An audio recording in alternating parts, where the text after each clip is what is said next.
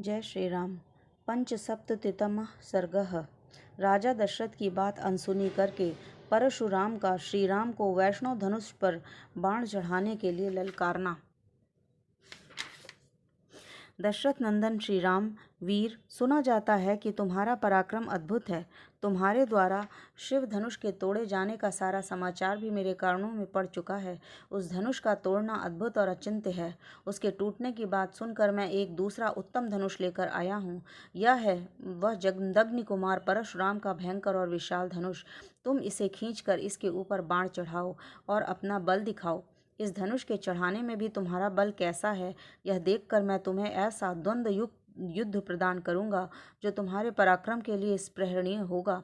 परशुराम का यह वचन सुनकर उस समय राजा दशरथ के मुख पर विषाद छा गया।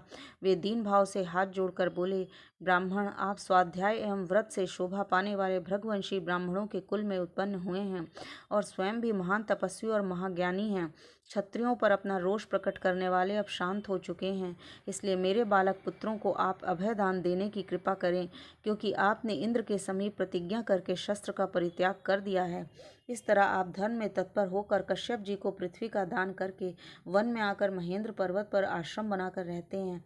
हे महामुनि, इस प्रकार शस्त्र त्याग की प्रतिज्ञा करके भी आप मेरे सर्वनाश करने के लिए कैसे आ गए? यदि कहें मेरा रोष तो केवल राम पर है, तो एकमात्र राम के मारे जाने पर ही हम सब लोग अपने जीवन का परित्याग कर देंगे। यदि दशरथ इस प्रकार कहते ही रह गए, परंतु प्रतापी परशुराम ने उनके वचनों की अवहेलना करके राम से ही बातचीत जारी रखी। वे बोले, रघुनंदन, ये दो धनुष सबसे श्रेष्ठ और दिव्य थे। सारा संसार इन्हें सम्मान की दृष्टि से देखता था। साक्षात विश्वकर्मा ने इन्हें बनाया था। ये बड़े प्रबल और दृढ़ थे। हे नरश्रेष्ठ, इनमें से एक को देवताओं ने त्रिपुरासुर से युद्ध करने के लिए भगवान शंकर को दिया था। कुकुत्स नंदन, जिससे त्रिपुर का नाश हुआ, वह वही धनुष था जिससे तुमने तोड़ डाला। और दूसरा दुर्धर्ष धनुष यह है जो मेरे हाथ में है। इसे श्रेष्ठ देवताओं ने भगवान विष्णु को दिया था। हे श्री राम, शत्रु नगरी पर विजय पाने वाला या वही वैष्णव धनुष है। कुकुत्स नंदन, यह भी शिव जी के धनुष के समान ही प्रबल है। उन दिनों समस्त देवताओं ने भगवान शिव और विष्णु के बलाबल की परीक्षा के लिए पितामह ब्रह्मा जी से पूछा था कि इन दोनों देवताओं में कौन अधिक बलशाली है। देवताओं के इस अभिप्राय को जानकर सत्यवादियों में श्रेष्ठ पितामह ब्रह्मा जी ने उन दोनों देवताओं शिव और विष्णु में विरोध उत्पन्न कर दिया था। विरोध पैदा होने पर एक दूसरे को जीतने की इच्छा वाले शिव और विष्णु में भारी युद्ध हुआ था, जो रोंगटे खड़े कर देने वाला था। उस समय भगवान विष्णु ने ओंकार मात्र से शिव जी के भयंकर बलशाली धनुष को शिथिल तथा त्रिनेत्रधारी महादेव जी को भी स्तंभित कर दिया था। तब ऋषि समूहों तथा चारणों सहित देवताओं ने आकर उन दोनों श्रेष्ठ देवताओं में शांति के लिए याचना की, फिर उन दोनों को शांत किया।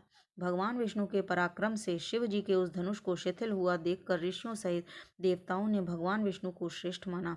तदंतर कुपित हुए महायशस्वी रुद्र ने बाण सहित अपना धनुष विदेह देश के राजर्षि देवरात के हाथ में दे दिया था। श्री राम, शत्रु नगरी पर विजय पाने वाले इस वैष्णव धनुष को जो भगवान विष्णु ने भृगुवंशी ऋचिक मुनि को उत्तम धरोहर के रूप में दिया था, फिर महातेजस्वी ऋचिक ने प्रतिकार प्रतिशोध की भावना से रहित होकर अपने पुत्र एवं मेरे पिता महात्मा जमदग्नि के अधिकार में यह दिव्य धनुष दे दिया था। तपोबल के संपन्न मेरे पिता जमदग्नि अस्त्र शस्त्रों का परित्याग करके जब ध्यानस्थ होकर बैठे थे, उस समय प्राकृत बुद्धि का आश्रय लेने वाले कृतवीर्य कुमार अर्जुन ने उनको मार डाला।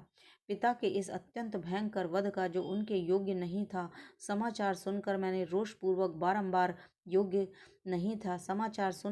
रोषपूर्वक बारंबार उत्पन्न हुए क्षत्रियों का अनेक बार संहार किया है। श्री राम, फिर सारी पृथ्वी पर अधिकार करके मैंने एक यज्ञ किया और उस यज्ञ के समाप्त होने पर पुण्यकर्मा महात्मा कश्यप को दक्षिण रूप में यह सारी दक्षिणा दे डाली। इस दक्षिणा के रूप में पूरी पृथ्वी दे डाली। पृथ्वी का दान करके मैं महेंद्र पर्वत पर रहने लगा और वहां तपस्या करके तपोबल से संपन्न हुआ। वहां से शिवजी के धनुष के तोड़े जाने का समाचार सुनकर मैं शीघ्रतापूर्वक यहाँ आया हूँ। श्री राम, इस प्रकार यह महान वैष्णव धनुष मेरे पितामहों अधिकार में रहता चला आया है। अब तुम क्षत्रिय धर्म को सामने रखकर या उत्तम धनुष हाथ में लो और श्रेष्ठ धनुष पर एक ऐसा बाण चढ़ाओ जो शत्रु नगरी पर विजय पाने में समर्थ हो। यदि तुम ऐसा कर सके तो मैं तुम्हें द्वंद्व युद्ध का अवसर दूंगा। जय श्री राम।